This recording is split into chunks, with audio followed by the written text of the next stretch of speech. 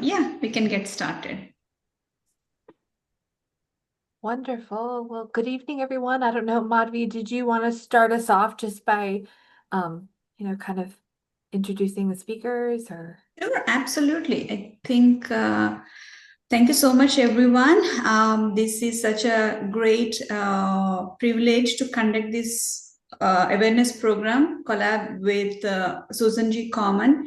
We have Sophie and we have Meredith from Susan G. Komen. They're doing such a great job, giving awareness to women, which is very, very needed these days where we have so much hectic lifestyles and we won't give importance to our own bodies. So when I heard this from Sadrusa is the one who got us this, contact. I thought like, we have to do this, we have to bring this to Telugu community. So that's how this all happened. So today we are doing this 101 session, which gives a lot of information about breast cancer. And we have Dr. Malini Garu as a guest speaker as well.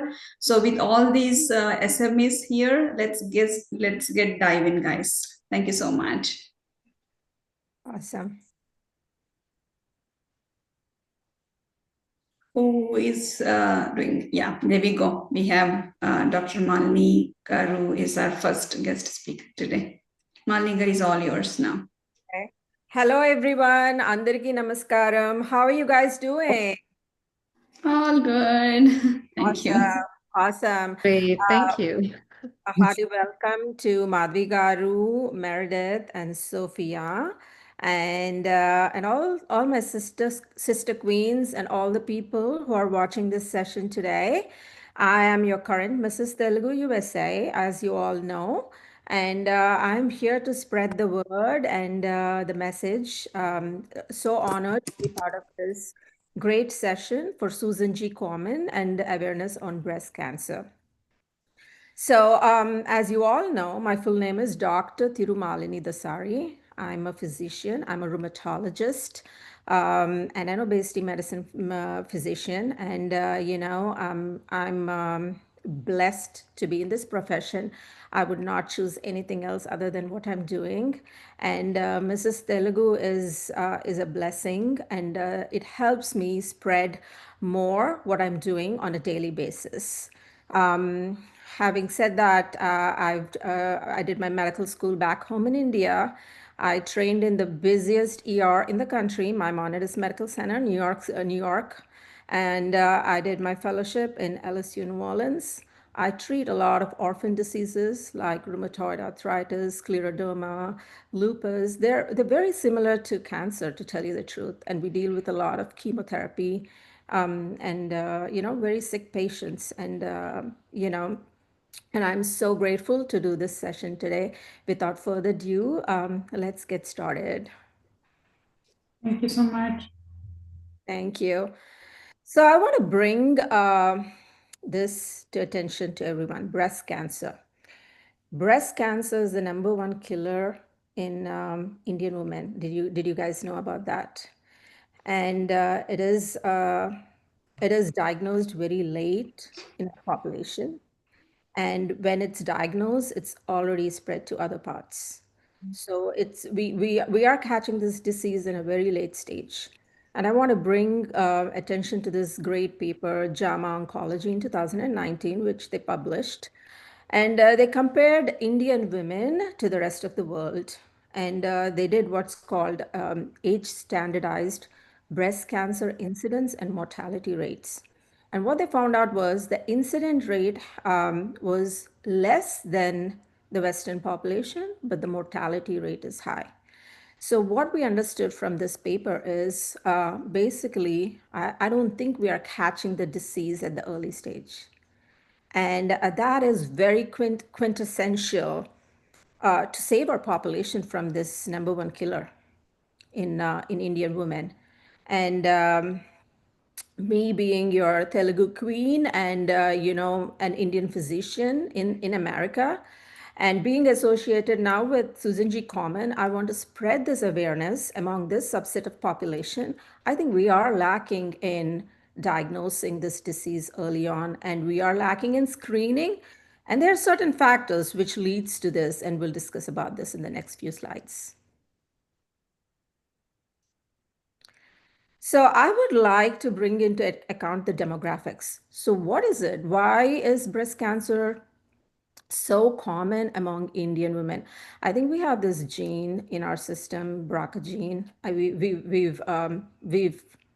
We saw the high prevalence of this gene in Indian women with breast cancer. So I think we are prone to it genetically.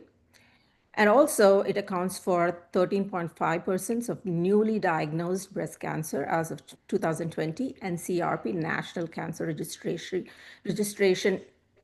in India, they found that that's the incidence. Still, we are not diagnosing enough. The incidence is very little, but then it accounts for higher number of deaths, which from breast cancer. And also, we found out that the population in our Indians are early on in onset, like 45 to 50, which is usually way less than what Western population are diagnosed at. And also, I would like to bring into account, like, there is a nice distinction between rural and urban areas. They found to have more incidence in urban areas. Maybe the lifestyle or whatever has caused to it, but there is a great disparity over there. And also regional. The southern states are has higher incidence of breast cancer. Southern metropolitan areas, Hyderabad has reported very high number of breast cancer cases. So I want to bring this like this demographics into account and make everyone aware why this is so important for our subset of population.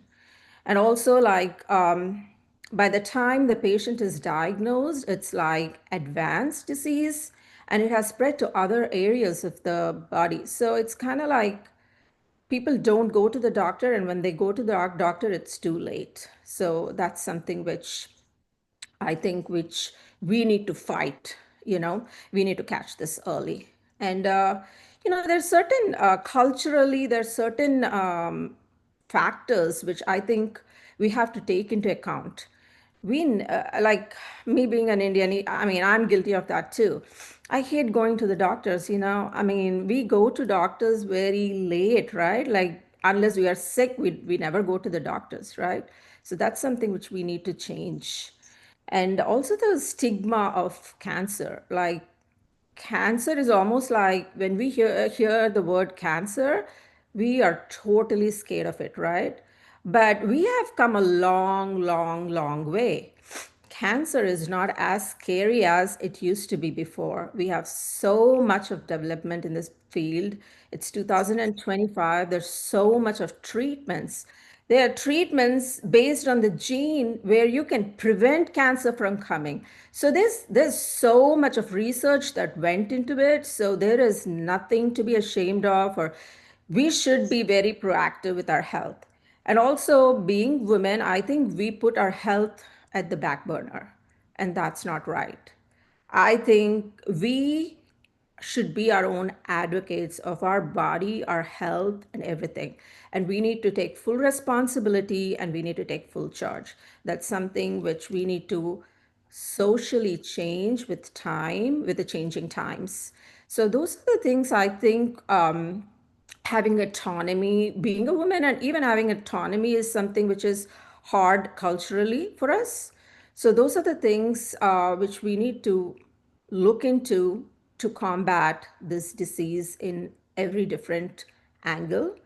And lastly, financial constraints. Definitely that is an issue for so many people, but there is help always.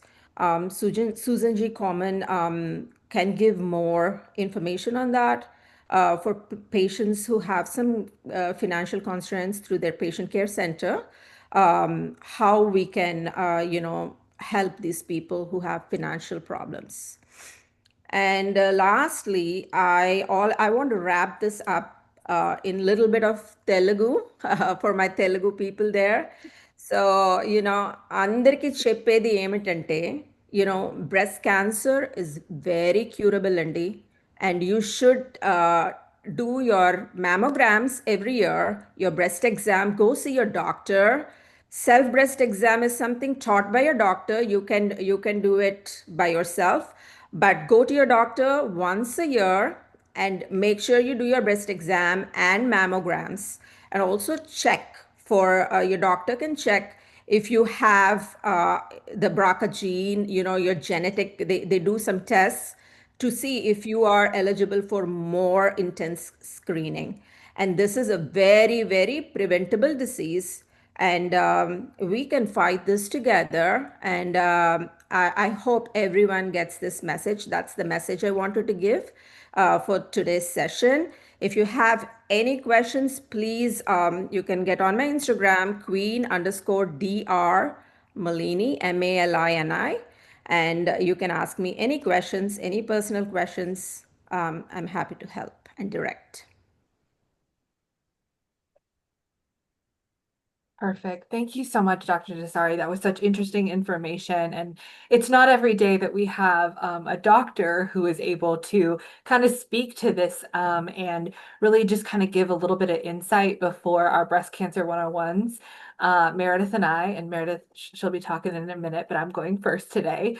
Meredith and I are just so honored to be here, so honored to talk with you all, and just to share a little bit about Susan G. Komen as an organization, what we do, and really how you can get involved, and just the many things that we do as an organization. So just to add some more facts and some additional context to breast cancer as a deadly disease, these are always just so sobering. And I think every time we go over them, they're just, very heartbreaking that so many people are affected by this deadly disease. So we know that every 12 minutes, one woman in the US will lose her life to breast cancer. We also know that African American women in the US die from breast cancer at a much higher rate than Caucasian women. It's 40% more likely. Breast cancer is also the leading cause of cancer deaths in Hispanic women. And we also know that breast cancer treatment is just an incredible financial strain for those who are affected by it. So again, some very sobering facts, just to add some additional context to everything that Dr. Desari just shared. So getting into a little bit about the mission of Susan G. Komen and what we do as an organization, we always get questions about where we really kind of focus our energies. The main two bullets that you can kind of see on the screen refer to research and care. Our priority is to meet the most critical needs in our community by investing in breakthrough research and in care. And those are really our two main focuses. And so as we kind of go through the presentation, you'll hear a little bit more about what we do, and you can kind of hear a little bit more about where we truly kind of invest funds.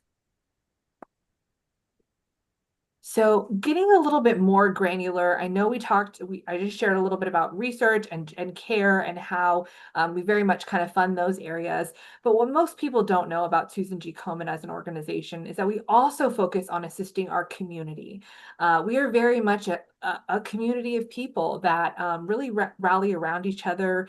It is very much a gathering of women who have gone through their breast cancer journey. If you come out on event day for a Race for the Cure or More Than Pink Walk, you will see that firsthand.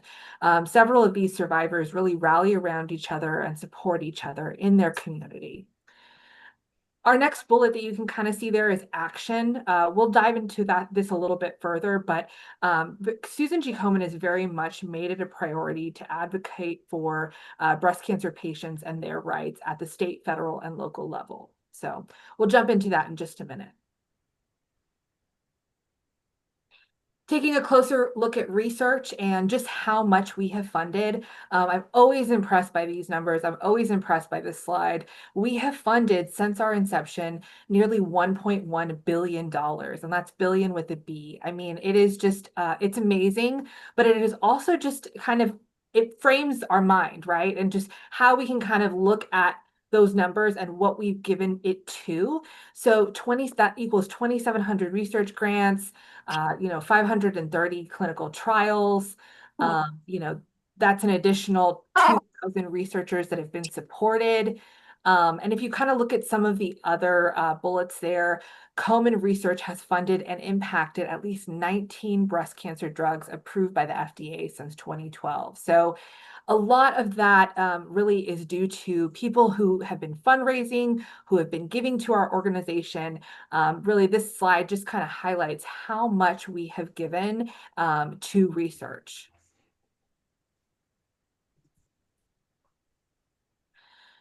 So Share for Cures is a new program that we have started here at Susan G. Komen. What we started to realize is that several of the clinical trials that are done don't account for an accurate representation of different demographics of individuals. And so Susan G. Komen decided that we would start our own database for our researchers. So those researchers who we are funding, who are helping to find new cures, we decided that we would put together a database of different breast cancer patients, survivors. That way they can really lean on some accurate and more informative data. And that's what Share for Cures is. If you know somebody who's gone through their breast cancer journey, or if you've gone through your breast cancer journey, you can certainly scan that QR code and sign up for our Share for Cures program. Basically, you're just sharing your breast cancer journey and your breast cancer history. Again, this is a really, really amazing thing that we're doing here. First of its kind. Really, we are helping to find better cures faster. So really excited about this Shares for Cures program. So this is another area that I just certainly love to just talk about. Dr. Dasari mentioned it just a couple of minutes ago, our patient care center.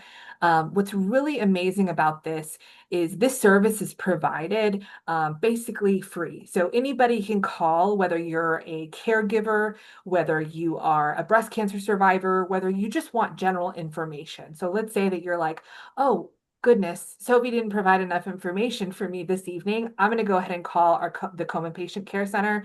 They can direct you to any of the services that are provided on that wheel. So that goes for additional resources within the community. That goes for, additional education, emotional support. We know that breast cancer is a very isolating disease, and it's a very, very, debilitating thing that these individuals have to go through. So that emotional support is provided by our patient navigators. We also know that the medical system is very hard to navigate for people that are going through this journey. It can tend to be overwhelming. So our patient navigators help them navigate that journey. We also have financial assistance program that will be able to help finance, utilities, rent assistance, childcare. If you qualify, you're able to get funds from Komen, which is just, an amazing service that we provide. So like I said, you can call that 877 Komen number, or you can message helpline@komen.org. So this is another program that Susan G. Komen really started. Like I mentioned in one of our previous slides, Black women, unfortunately, are 40% more likely to pass from breast cancer than Caucasian women. And so we knew that we as an organization had to make things a priority for focusing on different diverse populations. We thought that we weren't doing enough work within these different communities. And so we created a program called Worship in Pink, where we train patient navigators to really help to assist with general questions. We provide breast cancer 101, similar to what we're doing today, to provide education and awareness about getting screened, about where to go if you do get diagnosed. So another amazing thing that we're trying to help support within different communities. So diving into a little bit about action and about public policy, you can become a public policy advocate today. If you want to sign up, that's a big group of individuals who are actually at our public policy advocacy summit last year.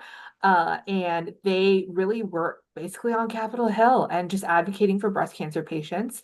If you text Komen to 40649, you can get regular updates, and you can also sign up to be a public policy advocate. They're always sending just different text messages just to kind of keep people informed and to sign public policy that is in support of breast cancer patients and their rights. So we thought we would add this slide in to really kind of give some perspective around how you can get involved. This is last quarter, so you'll see that some of those dates are a bit old, but there's so many different opportunities that we host for you all to get involved and engaged. You can see we had a Speak Truth to Power on January the 27th through the 28th in Annapolis. We also did one in March in Philadelphia. We also do some state advocacy days, and you can see a couple different states that we held those advocacy days there. And then every year, like I said, we do an advocacy summit. So, get ready. There will be one in 2026. We always invite just anybody and everybody that wants to join us. We typically open that invitation probably around January. So if you do sign up to be a Komen Public Policy Ambassador, you will get a notification that encourages you to sign up. So mark your calendars. It's always in April. We love to have additional people to support us on Capitol Hill. And then just looking a little bit further at our impact, I think that this is a really neat slide to just kind of throw in here. We've done a lot, but we haven't done enough. You'll see that not every state is pink. And if you kind of take a look at the legend, or down at the bottom, it says Komen, confirmed Komen-led legislation, and then versus Komen-led legislation pending. And unfortunately, being a part of kind of the Texas group here, I don't know how many people we have in Texas here, but unfortunately, we're still not pink. And so our mission is to make ourselves pink. We're fortunate in some of those other states that have Komen-led legislation in place, but we definitely want to make the entire United States pink and support our breast cancer patients. So become an advocate today. All right, so your impact. This is always just my favorite slide to just kind of highlight, because it really speaks to the work that we do, and it speaks to, where the Komen dollars are going. Just looking at that first bullet right there, since our launch in 2021, the Komen Patient Care Center has issued out 31 million. I mean, that is just astonishing to me. That I'm referencing that slide that was that wheel a couple slides back. That is just direct funding. That is funding for patients who desperately need it, who need assistance with, their treatment, who need childcare assistance, rent assistance. And we're really proud of that number. It's a big number. And you see that our patient care center hasn't been around very long, only since 2021. So that proves to you all that we are really helping to fund people within our community. So it's crucial. It also tells us that it is very important. It is something that we need to continue to fund because people need it. So, it's kind of a twofold thing. Looking at the next bullet, the Center for Public Policy has shown some strong numbers in 2024. So that's not our 2025 numbers. That's back in 2024. In state legislation that speaks to that last slide that we just covered, we introduced 41 bills in 34 states, 16 of which were signed into law. So really, really proud of some of that work that we're doing. You can see that we've invested more than 19 million in 49 research grants. So some additional funding that we've issued out there. I'm going to kind of just jump down for the sake of time. We also held our Health Equity Revolution Summit in March, where we had speakers from National LGBTQ Cancer Network, Urban Indian Health Institute, Patient Advocate Foundation, which is ASCO, and more. It was really the first coalition of its kind that Komen really helped to support. So just a lot of amazing work that we're doing that we're really, really proud of, that we hope that you all can just kind of continue to be involved and engaged. So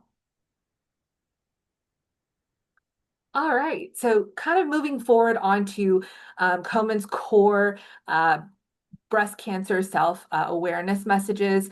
These are our core elements that we really try to kind of just encourage and put out there, not only during National Breast Cancer Awareness Month in October, but just all season. Just really kind of encouraging people to, number one, know your risk of breast cancer. Dr. Desari just kind of shared a little bit about knowing your risk and knowing if you have the BRCA gene. That's really definitely a priority for people. Number two, get screened. Making sure that you're getting screened yearly is super important, and we'll delve into that just in the next couple slides. Number three, know what is normal for you. So we all know our bodies. I know that that kind of sounds silly to say, but it's like we all know what's normal for our body. We know if we're not feeling good. We know if we're not, if we're a little bit more tired than usual. We know what's normal for us. And then number four, lead a healthy lifestyle. It's easier said than done, but certainly something that is very much kind of touted within Komen is to lead a healthy lifestyle, making sure that you're making those healthy choices. So what are your risk factors? We're constantly kind of getting these questions. And unfortunately, unfortunately, the two biggest risk factors are being born a female and getting older. So ladies on the call, I'm sorry, but those are our two biggest risk factors there. What Komen does provide, though, is a really nice tool on our website at komen.org that basically gathers all of your family history and gives you kind of a pop out of if you're a little bit more predisposed to breast cancer. It's a really amazing tool that both Meredith and I have done, and we've kind of gone through the exercise ourselves. And I think we've gotten like different percentages, and I'm like, oh my gosh, Meredith, like I think I'm at a higher risk than you. So we do encourage everyone to visit our website just to kind of go through that tool. It's a really interesting and very kind of sobering thing to do. And again, talk to your family about your family history and talk to your doctor about your personal risk. I think, that's always something that I make sure that I share during a breast cancer 101 is talk to your family about your history. I think we don't do that enough. We don't have those open conversations about really just our health history. So if you kind of pick up one message today, talk to your family about your previous history. All right. And looking at getting screened, ask your doctor what tests you need to be doing if you're at average risk. Have a clinical breast exam at least every 3 years, starting at the age of 20, and every year starting at the age of 40. And then on the last one, have a mammogram every year, starting at the age of 40 if you are at average risk. So moving on to that healthy choices slide. I love this one because I am so guilty of not kind of doing all of these things. Maintain a healthy weight. That is definitely something that Komen tries to encourage. Add exercise into your daily routine.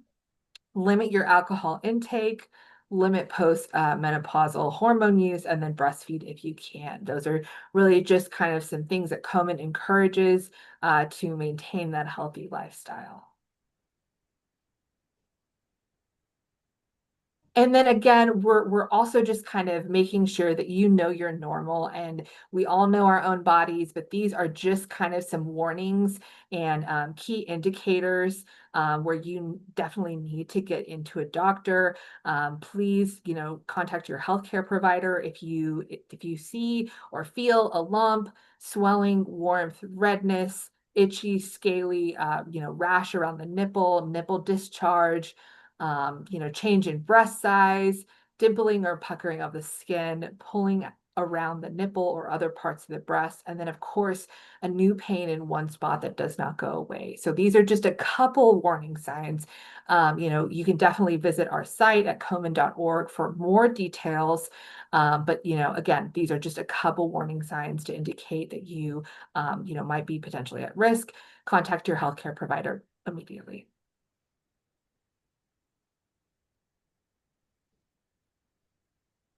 All right. And All I right, so is pass that it off. me?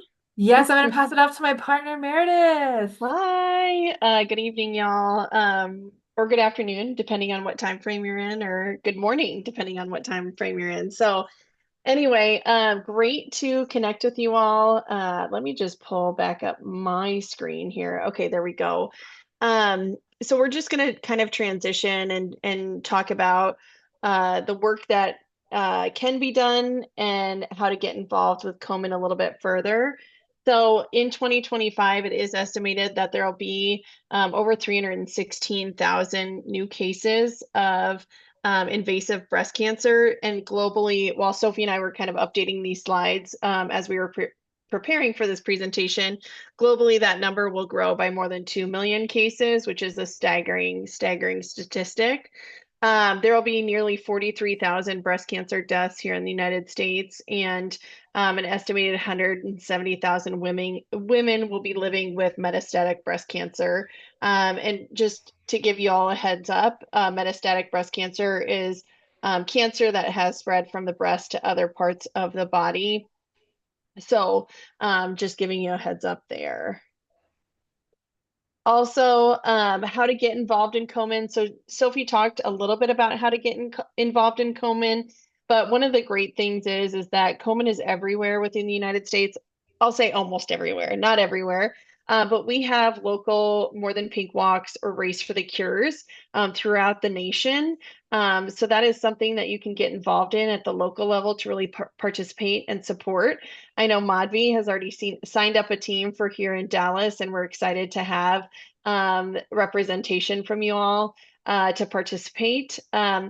Being volunteers for our organization, putting on these large scale events, we're talking about thousands of people that come out on event day. We do rely heavily on our volunteers to help us with that.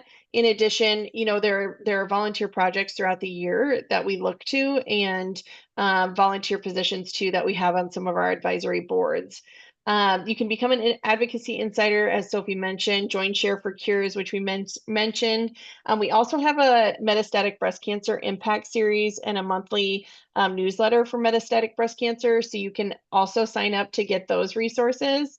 You can we have a really great online platform. If you work in a workplace where you all are doing a fundraiser, we actually have a custom page that you can put your fundraiser into and route people to support our mission, make donations, and find out a little bit more about what you all are doing as a workplace to engage.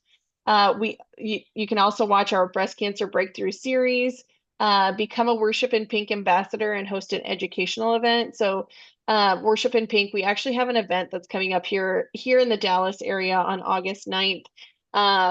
For those in the faith-based communities who can really become trained, like Sophie said, and take that back to their centers of worship. You can visit the Komen blog. You can subscribe to the Real Pink podcast. Yes, we have a podcast. Komen has a podcast. You can follow us on social media. We've got Facebook, we've got Instagram. And then you can also read our annual impact report, which was just actually released for the prior year, probably within the last quarter. So anyway, all great things. You can get involved on our website at komen.org with any of these things. So I mentioned kind of our website. We do have what we call community pages. And so it all does start here. This is, if you go to komen.org/community to connect with local events. So if you actually go to that website, you can put in your zip code or your location to find an event. You can find, your state, your zip code to see if there's any events around where you live to get involved. So for instance, here in the Metroplex, we've got the Dallas Race for the Cure, we've got the Fort Worth More Than Pink Walk, and then we've got them scattered all throughout the United States too. So we're just going to go ahead and talk a little bit about the ways y'all have been involved. We know that you had your pageant back in May and featured Komen as a prime partner, and we truly appreciate that. Being that we're here in Dallas, I know that Madvi signed up a team for our Dallas, North Texas Race for the Cure for those who are in the Dallas area.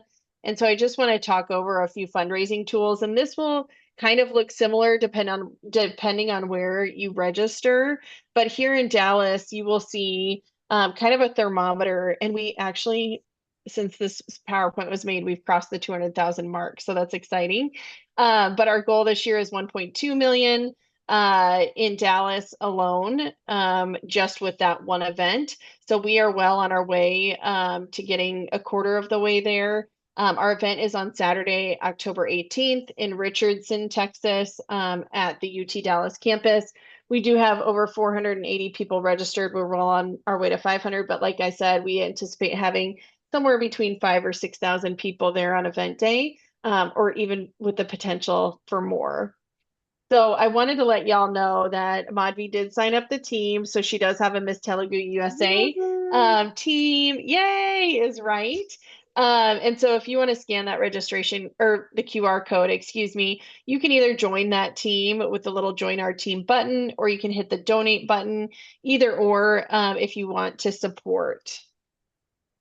And then one of the other cool things that we have on our website, depending on how much money is raised, and I kept that QR code up there in case I'm going too fast, but we do have a leaderboard, and it is broken out into 3 different sections. So top participants, that's individuals that have raised the most money to date. Top teams, so we potentially could see Miss Telugu USA on there, and then top companies as well. So you can see kind of the different people, teams, and companies that we have involved at the higher levels. And it's a fun way to kind of showcase who some of our top fundraisers are. But also want to let you all know that every fundraiser of ours is important to us. But this is just a small way to showcase those that are really pushing to get funds in the door for us. And then just five easy fundraising steps. One of the questions that Sophie and I get all the time is just after they sign up for an event, like, how do I fundraise? How do I fundraise? First of all, you can call or text or email Sophie or I. We would be happy to meet with you one-on-one. But really, we like to break it up into 5 easy steps. And that's, first of all, set your goal. And you don't have, we always want to work towards that goal, but we can adjust that goal up or down at any time. So it's not like we're going to charge your credit card for what you don't bring in if you set your goal a little bit higher and you fall a little bit short. We always, encourage people to make a personal donation, because it's easier to ask people to support if you are supporting yourself. So challenge your friends and family to match your donation. And I always say to kind of start with friends and family, because they're going to support you no matter what. And that kind of boosts your confidence to continue to make more asks. You could personalize your fundraising page, which Madhvi did, I believe, and tell everyone why you are participating. And then you want to download the Race for the Cure app. So participants who do use our apps raise 7 times more than those who don't, which is huge. So you can actually just text people from our app that says, hey, support me in the fight against breast cancer, and it gives them a link to donate to your personal page, which in turn will roll up to Miss Telugu. And then you can start a Facebook fundraiser and connect your fundraising to your Facebook page right from the fundraising center once you're registered for one of our events. So those are 5 easy steps. And then the really neat thing is that there's some really cool fundraising recognition from our national office. So for every dollar raised, you get 1 point.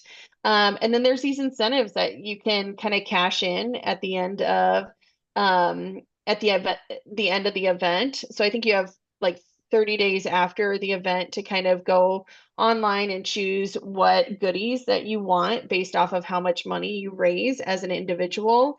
And so you can see some of the great things here, like a Phantom Traveler kit we have available. We have a puffy tote bag. We have a baseball cap. We have a knit beanie. I mean, there's like luggage. There's like zip up hoodies. This is just like a small snapshot of what's offered. And another great thing that we just started this year is that if you let's say you raise $1,000 this year, but you decide, I don't really want the knit beanie, those points can actually roll over into next year. So if you raise another, $1,000 next year, it'll equal up to 2,000, and they will accumulate. So kind of some fun things for 2025 with some new swag. And then once you are registered, just a quick overview. You will see in the middle of the page there, my info, my team info, and my company info. So like you all as participants would probably just have the my info button. Madhvi has the my team and my company info as the team captain, but it will show you really kind of what your goal is. And then in the middle there, it shows you that you can send an email or connect to Facebook. You can personalize your page off to the right-hand side. So you can see Daily Dose of Love for Komen. My last name is Daily, and my husband and I's wedding hashtag was daily dose of love. So anyway, I was able to personalize that. I was able to personalize my picture. So you can kind of get fun and creative, and we encourage people to do that. And then there's some great tools as well that kind of start to light up as you download the app, as you connect to Facebook, as you make a personal donation. All of these things start to really light up as you kind of cross certain milestones in your fundraising efforts. And then last but not least, if you are kind of like me and, not bad at technology, but not great and just need a little bit of extra assistance, we do have some really great fundraising tools that do show videos. So these are all like less than 2-minute videos that will show you how to connect your fundraiser to Facebook. It will show you how to download the app, how to ask for donations through the app, and like I said, you, Sophie, and I as uh, you know, people to reach out to because that's our job, and we would be more than happy to walk anybody through any questions if they're registered for an event and looking to fundraise. So anyway, that being said, I think Madhvi, you had asked about questions, and I think that's perfect. We have about 14 minutes or 15 minutes to take questions from anyone that's on the call. Feel free to hop off mute or put some questions in the chat. I know Meredith will be kind of monitoring who kind of drops some questions in there, so we're happy to answer.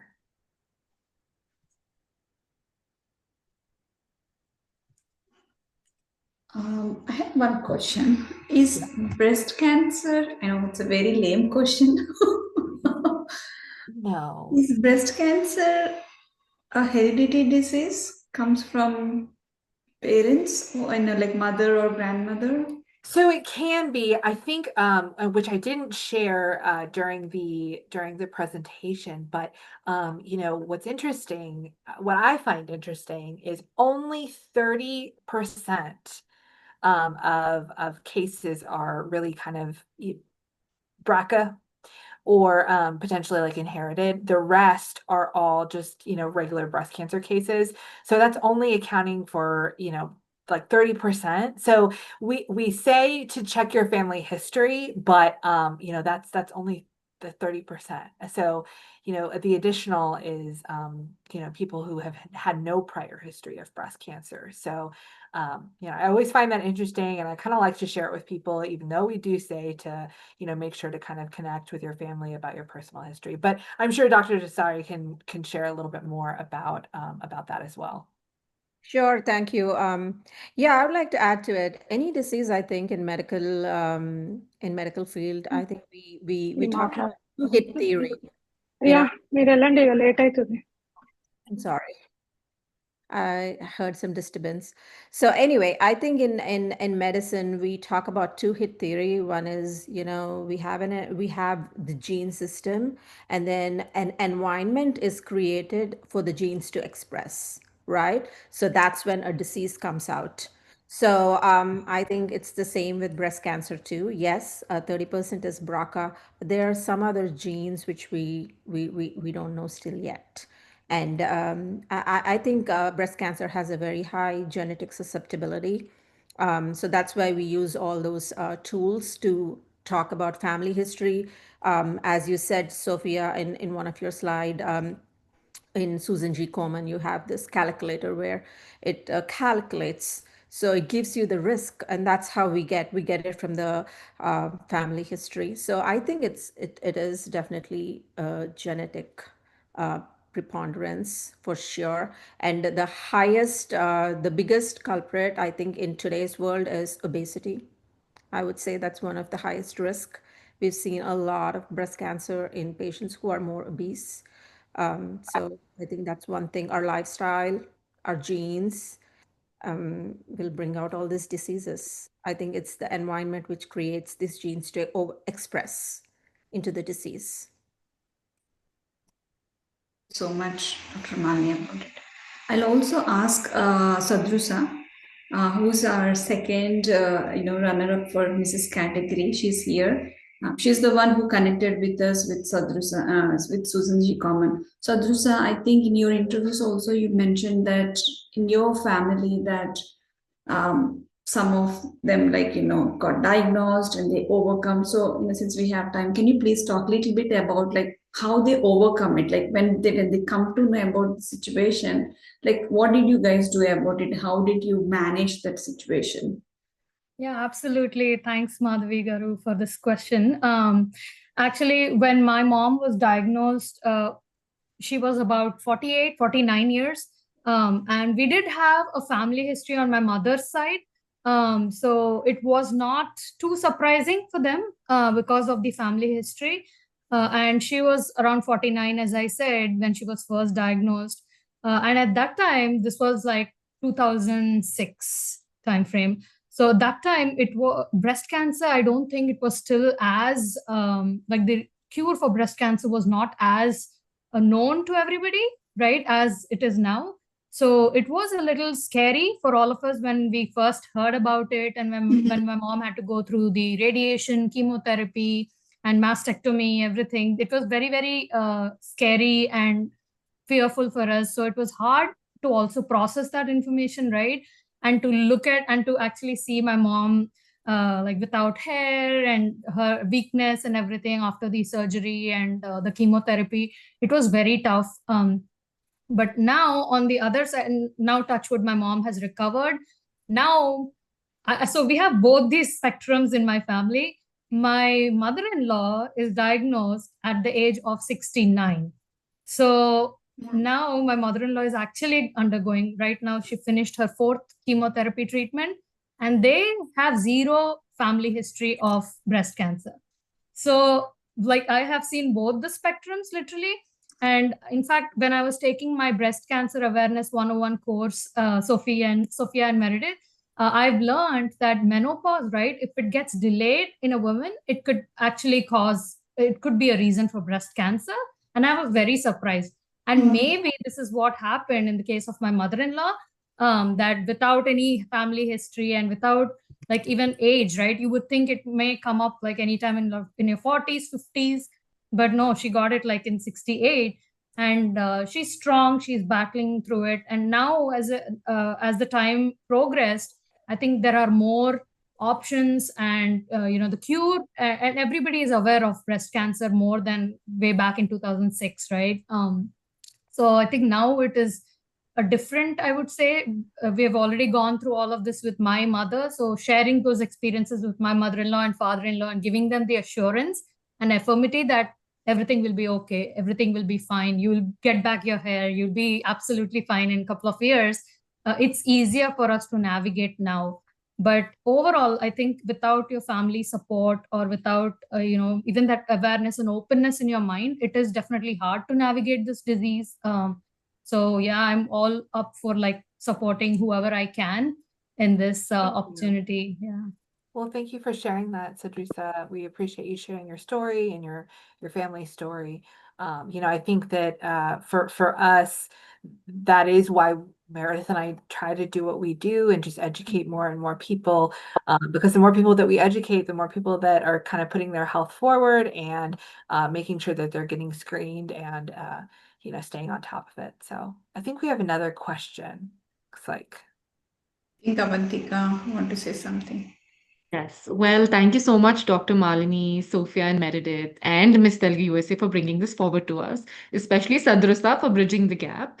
And today's session was not just informative, but very reflective to me because my grandmother went through this whole process way too long ago, back in the 50s.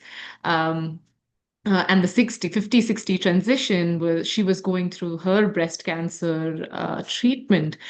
She was here in the States back then. And as long as I could remember her, she was very stigmatized by this whole thing that one of her breasts was removed and she was not okay stepping out of the house without a prosthetic placed. Especially in India, women wear saris, and that was the only way she felt comfortable because any other garment would make her feel conscious that she was not like any other regular woman. So, as long as I could remember, when I got to know that she was a cancer survivor, it was a big revelation to me because it was, I wouldn't say it was normalized enough, but it was ignored in the sense that people didn't want to talk about it because it felt like taboo, at least back then. Um, so when Madhavi Garu raised this question that if it was hereditary, will it be passed down? That was the exact same question that was in my mind because, and when Sadrusa mentioned as well, that is this going to be passed down or, oh, is there no way out of it or how is this going to take place? So definitely this session made me feel more warm that this is a very sensitive topic, is what I feel. And to have such empowering women out there who are actually there to support, to educate, to foundations like Susan T. Komen, that's willing to support. I think this is incredible. And seeing breast cancer very up close in my family and the stigma around it, I think it was very, very necessary for all of us as individuals also to be a part in advocating it. So thank you so much again for this session. It's really wonderful to be a part of such an esteemed organization like Miss Telugu USA. Thank you so much. Oh, that was so well said. Thank you. Yes, Hey, we have Monica, you want to add something, Monica? Yeah, Madhavi garu. Hi, Meredith. Hi, Sophie. This is Monica. So I just wanted to share an incident which happened last week in my family. So, I should say that's unfortunate that one of my cousin had diagnosed with breast cancer. She's like 35 years old and she's a breastfeeding mom. Um, she lives in Austin. So to give a little background of her, she is a new mom with a month's old baby. So she had traveled to India to have some vacation and to spend some time with her family. But that's when she used to notice some lumps on her breast whenever she used to breastfeed. But whenever doctors suggested her to use some breast heating pads, so that's when those lumps used to disappear and appear again. That kept on happening, right? So that's when she thought she should take uh, her OBGYN second, what do you call, opinion or something. She reached out to multiple doctors and but every time she reached out to a doctor, they used to tell her that just it's an infection, you just keep using antibiotic, and they used to send her back. They conducted multiple of tests and nothing screened her with a breast cancer. So finally, with the God's grace, I should say, she reached out to one last doctor in India. So that's when he told, it's too late now, you'll have to undergo a surgery. So with the surgery, they removed the lumps, and in the lumps is the tumor. So, and then once they send the tumor to the biopsy, that's when they found out like it's positive, right? So, and by the time like they found out, it already spread to the armpits and everything. Yeah, the lymph nodes get affected immediately, right? So Yeah. Sorry to So, hear we hear about that. Strength to the family. cousin. Yeah. Very sad story. yeah, she's traveling back. She's traveling back 1st August. She's going to be diagnosed in one of the world's number one hospital in Houston. That's what they told me. So, yeah. So sorry, Yeah. Monica. I know. Very So unfortunate. like my question is now, like in the initial reports or multiple tests they have conducted, nothing has shown any symptoms of a tumor or cancer. But unless until she undergone a surgery, right? So Yeah. Yeah, this is very unfortunate. There are certain, can I talk? I'm sorry. yeah, sure, ma'am. Go ahead. Yeah. Hope it won't end abruptly. I booked it, the Zoom call from 6 to 7. I don't know if it gets cuts off. If it continues, we can continue. I don't know. But Yeah, yeah. so like I just wanted to know like if Malini Garu or Sophie or Meditate, have you come across like these kind of scenarios wherein like very early patients, right? She's like younger than me, 32 or 33. She just had her second baby. So yeah, hopefully it'll be cured. That's what we are praying for. So, Sadly, yes, and I'll certainly kind of divert to Dr. Desari, but we have seen more and more of early detected case, or not early detected, excuse me, early cases, and people kind of getting breast cancer younger and younger. And another thing that we don't necessarily know, I think it kind of speaks to what Dr. Desari was saying a minute ago. I think it's a lot of, I think a lot of it is possibly like lifestyle or the things that we eat. That's just, my thought. But we need to fund research in order to figure out why it's happening. We don't know why. And so, just another thing, and people always say, why do we continue to fund research? And it is for these reasons. It's because we don't know why it's impacting younger and younger populations. So, but Dr. Desari. yeah, she's having it's genetic actually. That's what her grandmother had it. Okay. So that's the reason we are predicting as of now. Maybe it's genetic. Yeah, usually, if it's genetic, we usually screen people at least 10 years before the previous person's diagnosis age. So usually we screen at the age of 40 with mammograms for breast cancer. So in her case, probably if her grandmother was diagnosed at like 35 or 40, we screen early in these patients. That's something which we need to educate ourselves. So that's why we need to go through that calculator based on the risk, and also check your blood for genetic susceptibility. And also, it's a very unfortunate situation because, for her, mastitis, I probably think, has masked her symptoms. So people didn't catch it, thinking that this is breast engorgement and, from breastfeeding and stuff like that.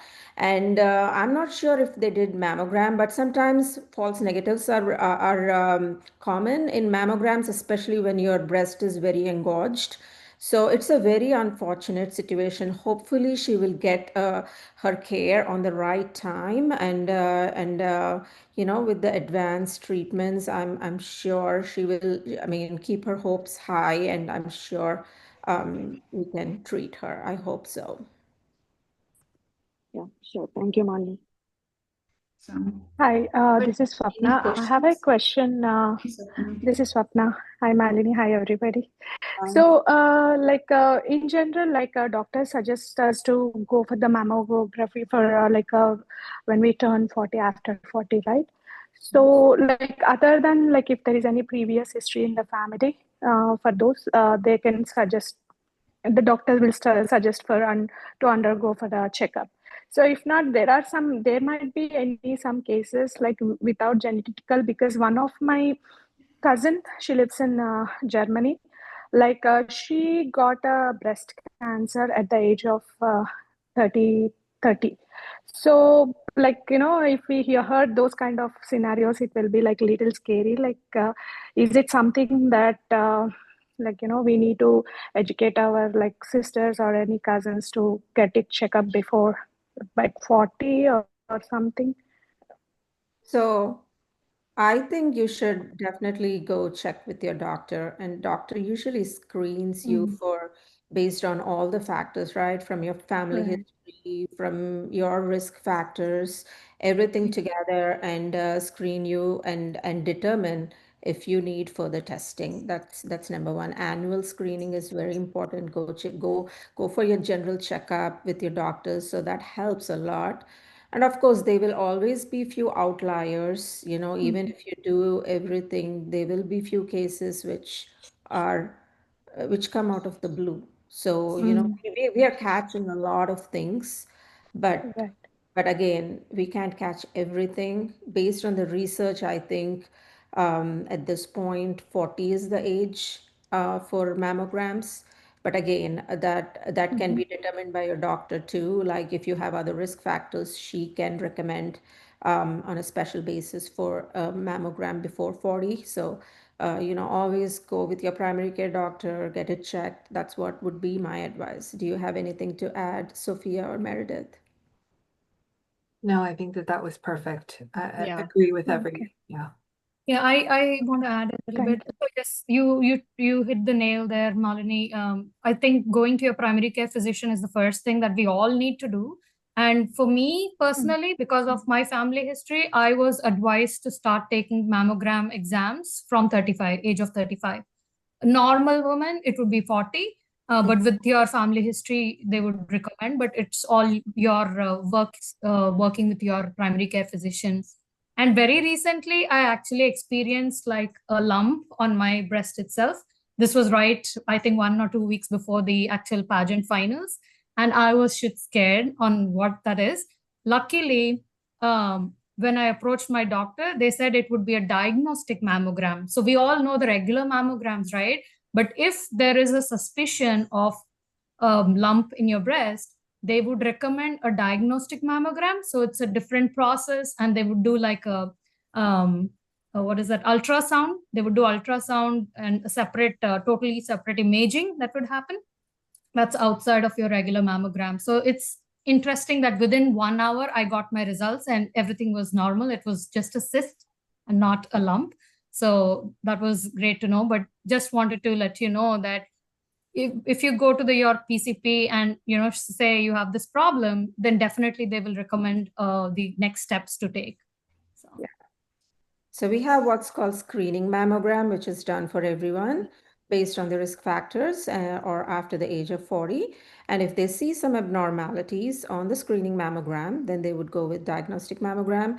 And sometimes if you have dense breasts, an ultrasound is a better form of imaging in these patients. So just to jump in here, I think Sarika asked a question. So I'll throw this out there. If it's okay to ask, which anything is okay to ask, so don't think it's not. Does breast size have anything to do with cancer risk, or is that just a common myth? So that is a myth. Anybody of any size breasts can get, do get breast cancer. Yep. Yeah. Being a woman, Good question, though. What's that? like you guys said, being a woman and age is a risk factor. Yeah. And even too, I just want to throw this out there because a lot of people don't know this. Men can also Men get can breast cancer. So if you have a partner that does find a lump or something like that, they end up going in and getting a mammogram as well. So so just keep that in the back of your mind. It's much less common in men. It's 1 in 8 women, but 1 in 833 men. But it does occur in men. Yep. Right. One more question from Chulika.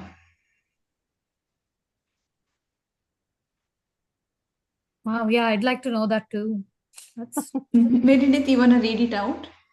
Yeah, so they say wearing a bra while sleeping increases the risk of breast cancer.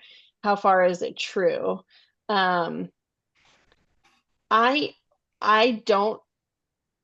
don't think that this is, I haven't heard this personally, but maybe Dr.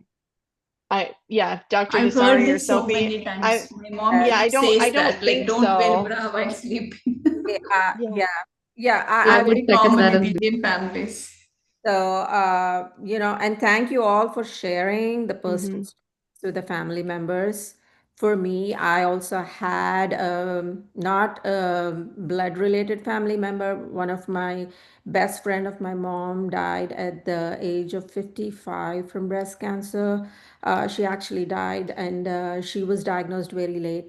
Her question to me, when I was like in my second year of medicine or something, her question to me is like, how did I get it? Is it because I used to wear bras all the time? And this is a very common thing, which I think in Indians we do have this notion: don't wear bras, especially when you go to bed. So I mean, I personally think that you don't want to restrict your breasts all the time, but there are no studies, as far as I know, that have linked wearing a bra to breast cancer, for sure. So there is no direct relationship. That's what I would say. But I would, as a physician, I would say don't wear a bra when you go to bed.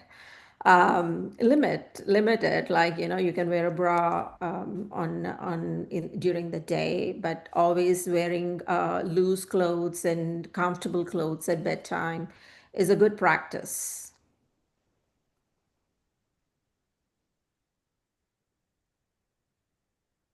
Okay, I think we are over time for sure, 10 minutes, but it's very, very productive and information.